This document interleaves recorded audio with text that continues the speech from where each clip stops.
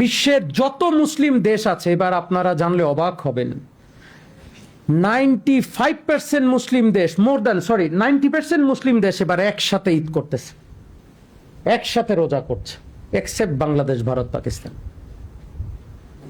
তারা কেউ আগে, কেউ পরে, কেউ 2 দিন পরে, কেউ 2 দিন আগে, এই নমুনা চলছে।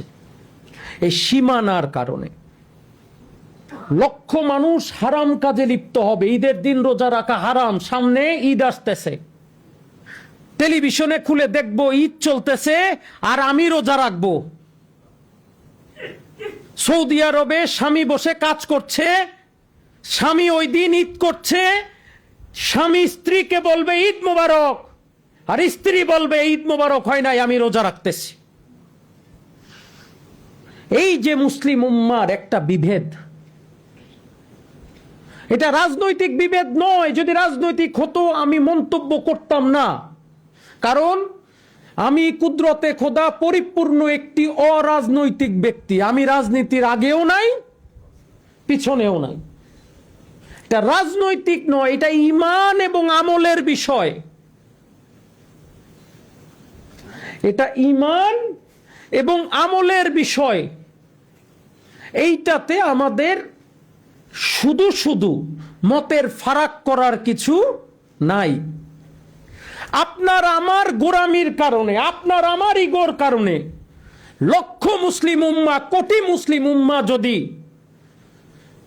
শবে কদরের সঠিক রাত খুঁজে না পায়, সঠিক সময়ে রমজান আদায় করতে না পারে, সঠিক সময়ে ঈদ আদায় করতে না পারে, আল্লাহর কসম এই জবাব আপনাকে আল্লাহর কাছে দিতে হবে।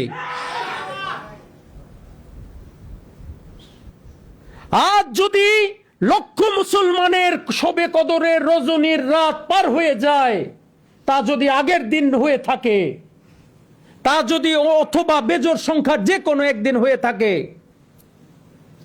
আর যদি আমরা জোর সংখ্যায় বসে শবে কদরের রজনীর রাত খুঁজে বেড়াই, তাহলে তো বিশাল বড় মুসিবত তৈরি হবে। নিয়ামতের পূর্ণ রাত আমরা খুঁজে পাবো না। তাই আমরা এখন শিক্ষিত, আমরা এখন অশিক্ষিত না। আগে এক সময় ছিল হয়তো বাংলাদেশে নিরক্ষরতা 50%, এখন ঘরে ঘরে শিক্ষিত জ্ঞানী, ঘরে ঘরে ডাক্তার, ইঞ্জিনিয়ার, প্রফেসর, ঘরে ঘরে গুগল আছে, মোবাইল আছে, টিপ দিলে দেখা যায় বিশ্বের কোন প্রান্তে কি হচ্ছে।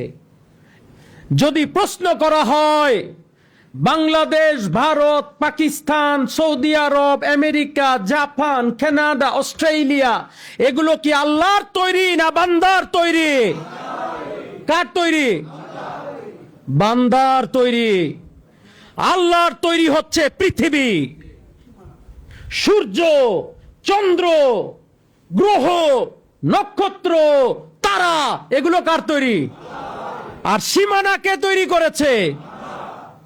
বান্দা তৈরি করেছে। পৃথিবী আল্লাহ তৈরি করেছে, আর সীমানা নির্ধারণ করেছি আমরা। সত্য না মিথ্যা?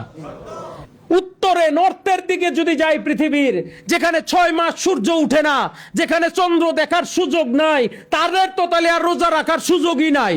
তারা বলবে 6 মাস পরে ঈদ আর রোজা আমার কাছে ফেরত আসবে। সারা পৃথিবীর জন্য চাঁদ কয়টা?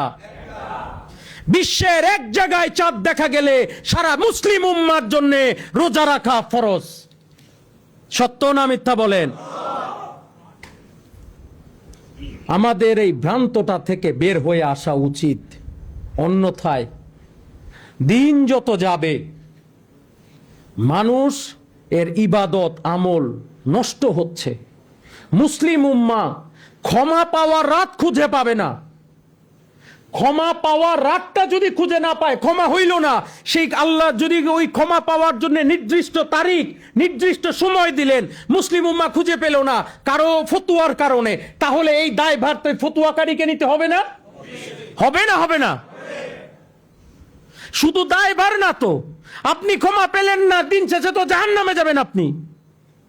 আপনার কর্ম দ্বারা যদি আল্লাহর সন্তুষ্টি না হয়, এইটা বুস্ট করে কি আমি এই বুস্টে আল্লাহর কাছ থেকে এই রাতে ক্ষমা পেয়ে যেতে পারি। সুযোগ ছিল না? ছিল না?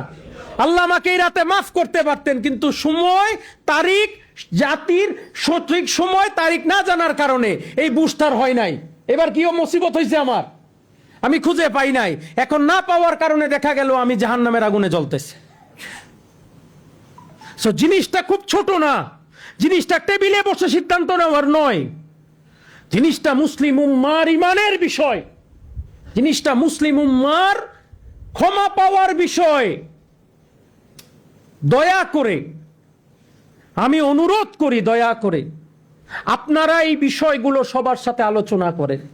যে যেই শ্রেণীতে আছেন মানুষকে বুঝান, যাতে আমরাও 95% দেশের সাথে একসাথে রোজা রাখতে পারি, একসাথে সবে কদর করতে পারি, একসাথে ঈদ করতে পারি।